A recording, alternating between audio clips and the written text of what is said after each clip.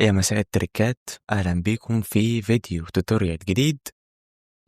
زي ما احنا متعودين التوتوريال دي بنشرح فيها الموضوع من أول ما كان فكرة لحد ما طلع قدامك الديزاين بالشكل ده. فزي ما احنا متعودين برضو، كوباية شاي الجميلة بتاعتك، كوباية قهوة، كوباية نسكافيه، أيا كان المشروب بتحب تشربه عشان تفوق كده معايا وتركز في كل كلمة أقولها لك.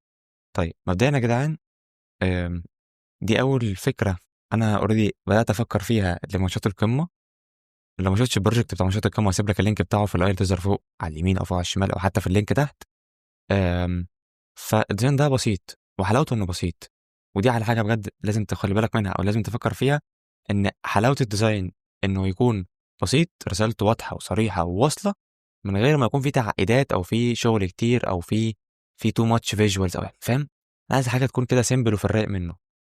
فانا هنا دلوقتي هشرح لك انا الفكره دي جت منين، زي ما اتفقنا وزي ما شرحنا في الفيديو اللي فات، الفيديو اللي قبل ده على طول، ان احنا اوريدي عملنا الحوار ده. آم، مجرد فكره ما جت في دماغي ان الماتش اللي فات، اخر ماتش اتلعب غير ماتش الانسحاب اللي الاهلي ما راحش فيه وحصل الحوارات دي كلها. الماتش اللي قبليه اللي كان انتهى 1-1 كان بن شرقي اللي جاب الجون. فانا جه في دماغي ان انا ليه ما اعملش حاجه دعم لبن شرقي، ان بن شرقي بجد لعيب كبير ويجي منه، واحنا كلنا عارفين ان هو عنده امكانيات اكتر من كده. لان اوريدي الصفحه اللي انا شغال فيها انت برضو بتحاول تنظم او تحاول تعمل بالانس ما بين الاثنين، انك بتعمل شغل كويس وانك تعمل شغل ليه رساله. انت ممكن تعمل شغل ليه رساله بس مش كويس، ممكن تعمل شغل كويس ملوش رساله، فاهم؟ لازم تعمل الاثنين، ان الشغل يكون فعلا شكله طلع بشكل كويس كجوده وكانتاج، وفعلا الرساله توصل للناس او للعيبه او ايا كان. لان بجد حاجات زي دي اللعيبه بتشوفها او حتى اصحاب اللعيبه بيشوفوها، فلازم تكون عارف انك بتوصل للناس. طيب فانا بمنتهى البساطه جه في دماغي ان بن شرقي اول مشاركه ليه مع الاهلي قدام الزمالك جاب جون، فانا عايز اعمل حاجه تدعمه، ان احنا ليه ما نعملش ده تاني، اللي هو ليتس دو ات اجين، يلا نفعلها مره اخرى. فدي من جد فكره الديزاين جت في دماغي كده. طيب هقول لك على تريكايه بجد بجد جامده، عشان الناس اللي بتسالني كتير جدا انت بتجيب الصور دي منين واجيب الصوره دي ازاي، والدوري المصري صوره مش كويسه والكلام ده كله. طيب بص يا معلم، الصور الدوري المصري ممكن تكون الى حد ما نص نص كويس، بس انت قادر بالريتاتش بتاعك وبالاضاءه وبالكاميرا وفلتر والكلام ده كله قادر تحول الديزاين جامد جدا زي ما انت شايف قدامك ده. فانا هوريك دلوقتي انا جبت صوره منين. انا عارف ان الصوره دي اكيد حتما ولا بد نزلت على صفحه الاهلي، تمام؟ فانا مش هقعد ادور على صفحه الاهلي، الماتش ده اتلعب من كام شهر، مش هقعد ادور في الصفحه يوم ورا التاني.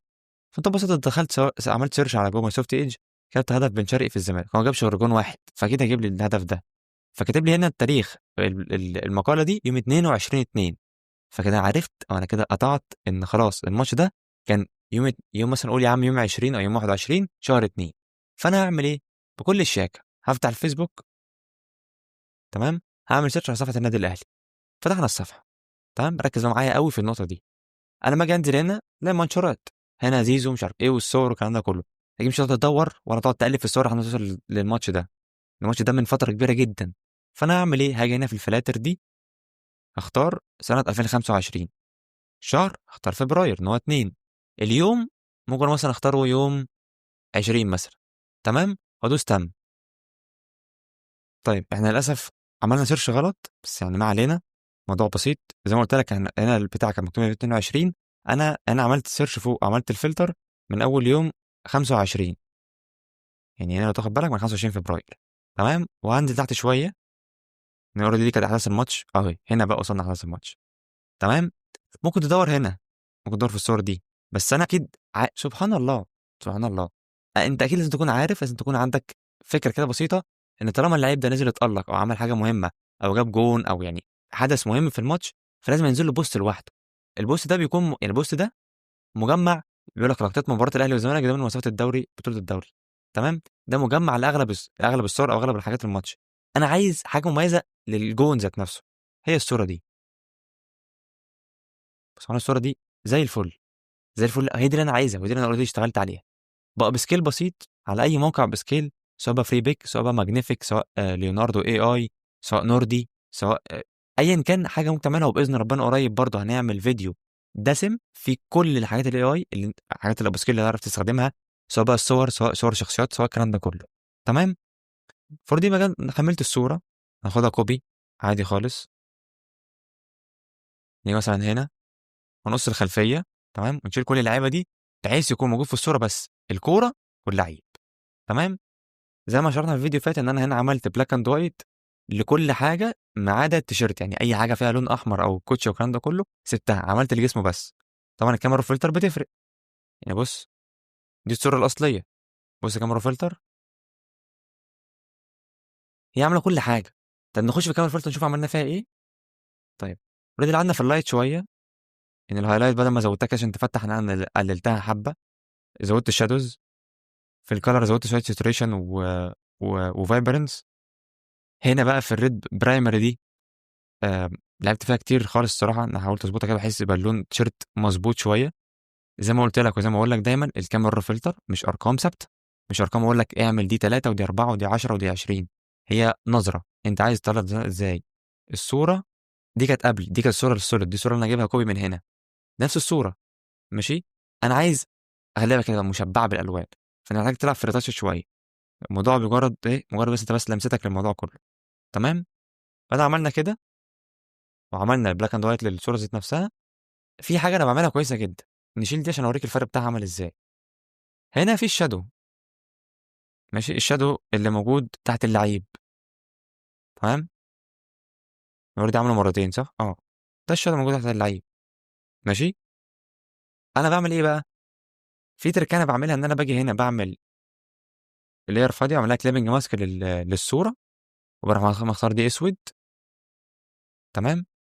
وبغمق الحته اللي اوريدي لامسه الارض، مثلا حاجات زي دي كده، فاهم؟ عايز اعملها اوريك قبل وبعد عامله ازاي.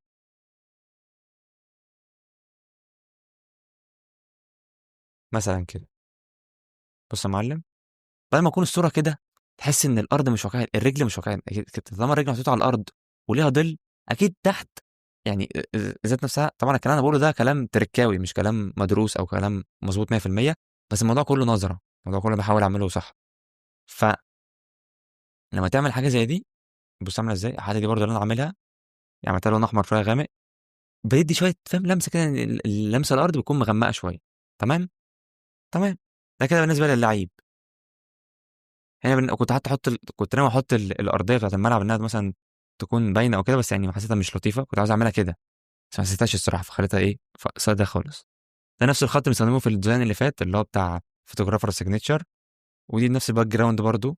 طالما يعني حاول في اغلب برضو شغلك سواء لصفحات او ليك انت ذات نفسك يكون ليك هويه ثابته، ان انت ما تقعدش بقى كل ديزاين على التاني تغير خلفيه او تغير الكلام ده كله. طالما تعمل نفس الحاجه زي ما احنا عملنا هنا، هي نفس الخلفيه، خد بالك فاهم، بختار في كام مره فلتر وكده، هي نفس الخلفيه. تمام. ايه تاني؟ عملنا ايه تاني؟ طبعا هنا كتبنا بالخط برضو، ده خط اسكندريه. هنا دي معموله سن، دي معموله سيمي بولد، كتبت هنا اسمه تحت. تمام. اصلا بص تاخد بالك الديزاين كام طبقه، يعني دي اللعيب وتحتيه الشادو، خلفيه بالتكست واللوجوهات اللي انا حاططهم فوق. حاجه برضو مهمه جدا في اللاي اوت، لو تاخد بالك هنا اغلب التكوين، عملها كده عشان تشوف برضو تكون مركز معايا.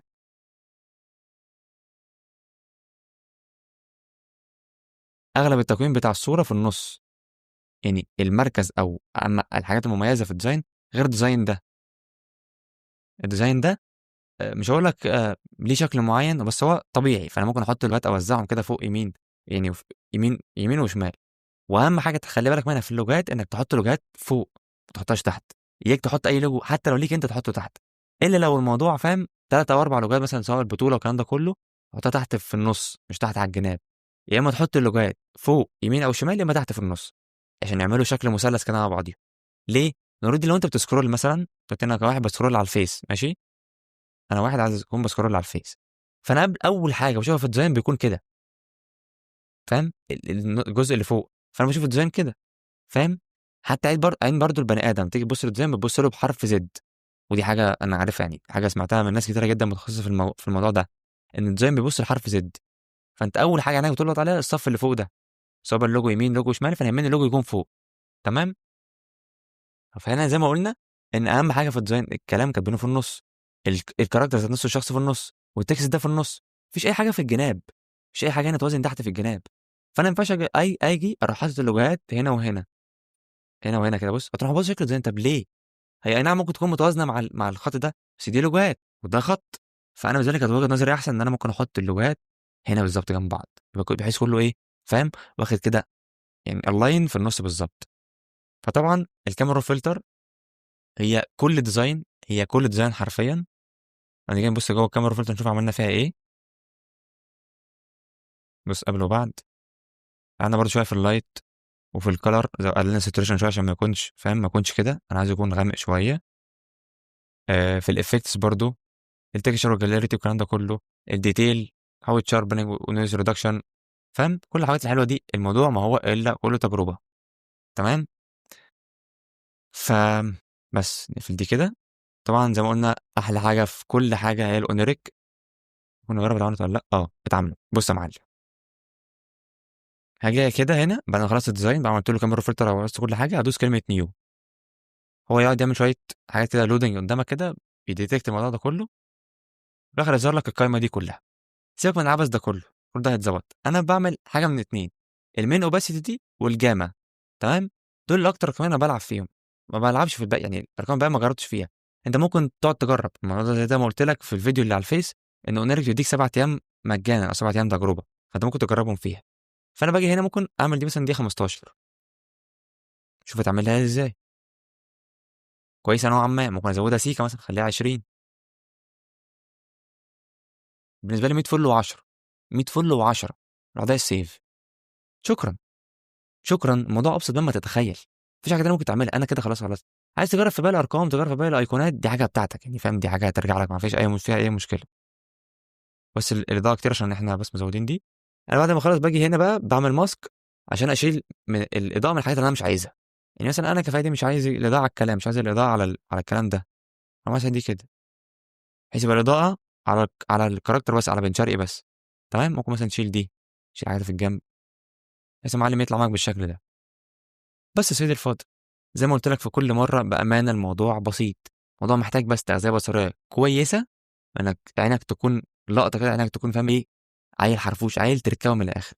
فخليك متابعنا اول باول، ان باذن ربنا الفتره الجايه يكون في كتير من الفيديوهات دي. اتمنى اكون استفدت. محتاج تسالني اي سؤال انا جاهز ارد عليك. بس معلم اشوفك الفيديو اللي جاي. مع السلامه.